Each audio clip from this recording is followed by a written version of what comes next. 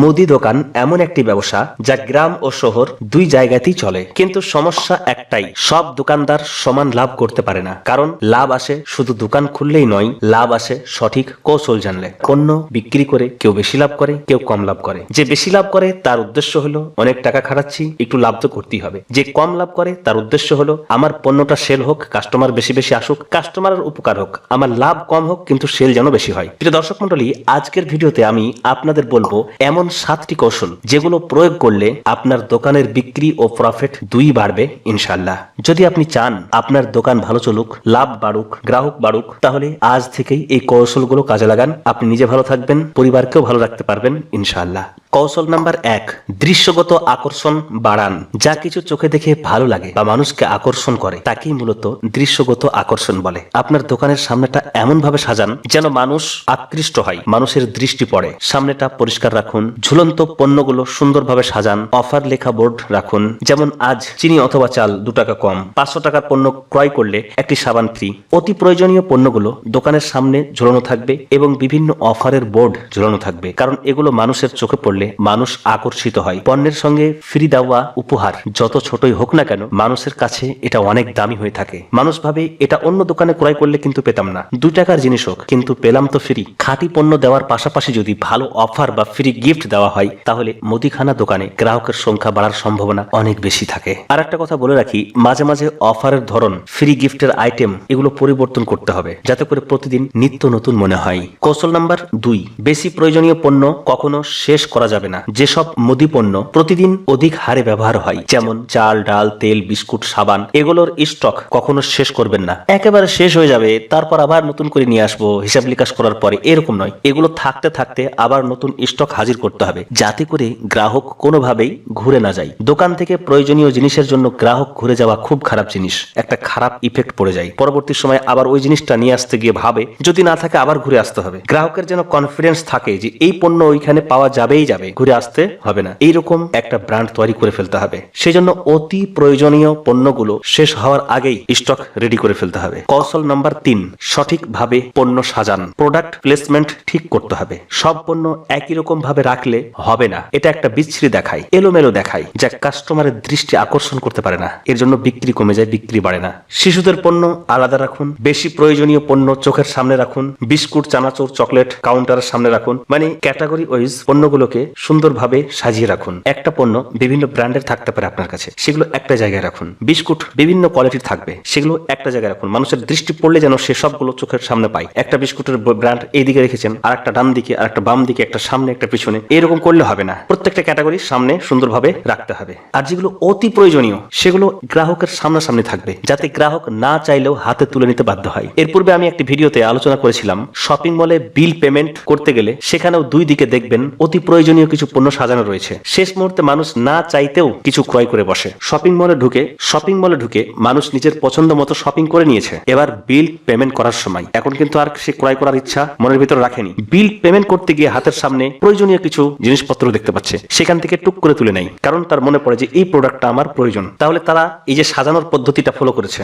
শেষ মুহূর্তেও গ্রাহকের হাতে পণ্য ধরিয়ে দিতে পারে। আপনারা অনেকে দেখেছেন কিন্তু সেখান থেকে শিক্ষা নিতে পারেননি। আমি একটি ভিডিওতে সম্পূর্ণ আলোচনা করেছি এর পূর্বে। তাহলে আপনার দোকানের গ্রাহকরা যেখানে আছে তার আশেপাশে অতি প্রয়োজনীয় কিছু পণ্য রাখুন। সে একটা পণ্য ক্রয় করতে এসেছে, একটা জিনিস কিনতে এসেছে ঠিকই, কিন্তু ওইগুলো চোখের সামনে থাকলে সে আর একটা জিনিস কিনে নেবে, এতে বিক্রি বাড়তে থাকবে। কৌশল নাম্বার 4, উত্তম আচরণ তৈরি করুন। মানুষ দামের চেয়ে ব্যবহার মনে রাখে। একই পণ্য পাশের দোকানও বিক্রি হয়, তাহলে গ্রাহক কেন আপনার দোকানে আসবে? অন্যদের তুলনায় অল্প কিছু হলেও পণ্যের দাম কম রাখুন এবং ব্যবহার ঠিক রাখুন। গ্রাহকের সঙ্গে হাসি মুখে কথা বলুন, গ্রাহকের প্রতি সম্মান বজায় রাখুন, গ্রাহকের চাহিদা অনুযায়ী পণ্য দেওয়ার চেষ্টা করুন। জোর করে আপনার পছন্দ মতো পণ্য চাপিয়ে দেবেন না। সে চাইছে না, আপনি এদিক সেদিক বুঝিয়ে তাকে গুছিয়ে দিলেন, এতে সে বিরক্ত বোধ করে। কাস্টমারকে বিরক্ত করানো যাবে না, সে যেমন চাইছে ঠিক আপনি দেবেন। মানুষের ব্যবহার মানুষকে কাছে টানে। রেগুলার গ্রাহক তৈরি করতে হলে আচরণ সুন্দর করতে হবে, কারণ মানুষ আচার ব্যবহারটাই বেশি মনে রাখে। কৌশল নাম্বার 5, লাভের একটি অংশ গ্রাহকদের দিন। কেউ 100 টাকার পণ্য নিলে তাকে 10 টাকার উপহার দেওয়া কিন্তু সম্ভব হবে না, যেহেতু মুদির পণ্যে লাভ কম, মুদিখানার পণ্যে লাভটা একটু কম থাকে। তবে লাভের একটা অংশ অবশ্যই দেওয়া যাবে। কারো কাছে একটি পণ্য বিক্রি করে যদি 20 টাকা লাভ করেন, তাহলে 2 থেকে 4 টাকা তার জন্য খরচ করতে পারেন, সমস্যা নেই। গ্রাহকের সঙ্গে যদি ছোট শিশু থাকে তাহলে তার হাতে একটি ট্রফি দিতে পারেন, চকলেট দিতে পারেন, গ্রাহককে ছোট মশলার প্যাকেট দিতে পারেন। কেউ যদি একটু বেশি পণ্য ক্রয় করে, বেশি সামান ক্রয় করে, তাহলে তাকে প্রয়োজনীয় একটা অল্প মূল্যের গিফট দিতে পারেন। আপনি হয়তো ভাবছেন সারাদিন দোকানে বসে বিক্রি করে যা লাভ হচ্ছে তা যদি আবার গ্রাহককেই দিয়ে দেবো তাহলে আমার কি থাকবে?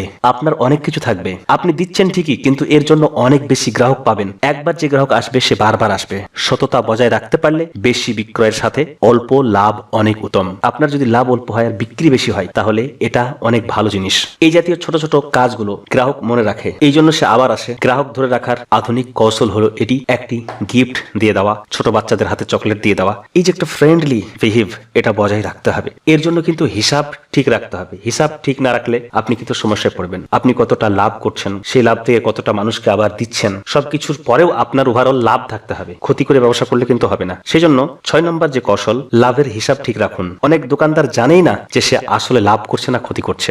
সারা মাস বেচা কেনার পরে হিসাব করতে গিয়ে দেখে লাভ হচ্ছে না, টাকা নেই, মানে নিজের লাভের টাকাটাও এদিক ওদিক খরচ করে ফেলেছে। আপনাকে ম্যানেজমেন্ট শিখতে হবে, সঠিক হিসাব রাখতে হবে। দৈনিক খরচ লিখুন, বিক্রি লিখুন, মাস শেষে হিসাব মিলান। প্রোডাক্ট নিয়ে আসছেন, প্রোডাক্ট বিক্রি করছেন, কত টাকার প্রোডাক্ট ক্রয় করছেন, কত টাকার বিক্রি করছেন, সবকিছু সুন্দরভাবে হিসাব রাখুন। এখন মোবাইলেও সুন্দরভাবে বিভিন্ন অ্যাপসের মাধ্যমে হিসাব রাখা যায়। মাস শেষে আপনি মিলান আপনার লাভ হয়েছে কিনা। আপনার ব্যক্তিগত কাজে এই যে টাকা খরচ করে দিচ্ছেন, লাভ হচ্ছে দোকানে ঠিকই, কিন্তু মাসের শেষে লাভ দেখতে পাচ্ছেন না, কারণ হিসাব ঠিকঠাক রাখতে পারছেন না। তাই হিসাব ঠিকঠাক রেখে লাভ থেকে আপনি খরচ করবেন, মূল পুঁজিটা শেষ করা যাবে না। এবার কৌশল নম্বর 7 নিয়ে আলোচনা করব। কৌশল নম্বর 7, নিজেকে আপডেট রাখুন। যে দোকানদারি শিখে তার দোকান টিকে থাকে। নতুন পণ্য দেখুন, পাশের দোকান পর্যবেক্ষণ করুন, গ্রাহকের কথা শুনুন, গ্রাহকের চাহিদা বুঝুন।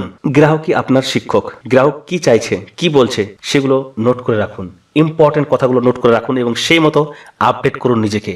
মনে রাখবেন, মুদি দোকান ছোট হলেও সঠিকভাবে চালালে একটা বড় আয়ের উৎস হতে পারে, কিন্তু তার জন্য দরকার বুদ্ধি, কৌশল আর নিয়মিত চেষ্টা। প্রিয় দর্শক মন্ডলী, যারা মুদিখানার দোকান চালান, পৃথিবীতে ঘুরে দেখলে যত দোকান রয়েছে তার মধ্যে অধিকারে মুদিখানার দোকান বেশি পাবেন। মুদির দোকান গ্রামগঞ্জ সব জায়গাতেই রয়েছে এবং শহরে ছোট ছোট গলিতে এই মুদির দোকান রয়েছে, বড় জায়গাতে রয়েছে, বড় বড় শপিং মল রয়েছে, বড় বড় সুপার মার্ট রয়েছে। তাহলে এই যে এত কিছু রয়েছে, এই ব্যবসার একটা ভ্যালু রয়েছে, সব সময় মানুষের চাহিদা রয়েছে এই পণ্যগুলো। তাহলে এগুলো যদি আপনি সঠিকভাবে কৌশল ফলো করে করতে পারেন এই ব্যবসা, তাহলে দূর দূর থেকে কাস্টমার আপনার দোকানে লাইন দেবে। সেই জন্য এই কৌশলগুলো ফলো করতে হবে। শুধু দোকান খুলে বসে আছি, কোনো রকমের প্ল্যান নাই, কোনো রকমের স্ট্র্যাটেজি নেই, তাহলে কিন্তু হবে না। যদি সঠিকভাবে ব্যবসাকে আগে নিয়ে যেতে চান, ভালো লাভবান হতে চান, তাহলে অবশ্যই এই জাতীয় কৌশলগুলোকে ফলো করতে হবে। অনেক কৌশল রয়েছে, ভিডিওতে অনেক কিছু আলোচনা করেছি, আমি এখানে মাত্র 7টি তুলে ধরলাম। যারা এই চ্যানেলের ভিডিও প্রথম দেখছেন তাদেরকে বলবো চ্যানেলটি সাবস্ক্রাইব করে রাখুন, এই জাতীয় ভিডিও আপনি পেতে থাকবেন। এবং চ্যানেলে দেখুন অনেক ভিডিও রয়েছে, সেগুলো দেখলেও আপনি অনেক কিছু শিখতে পারবেন। তো আজ আর কোনো কথা নেই, সকলে ভালো থাকবেন। আল্লাহ হাফিজ, আসসালামু আলাইকুম।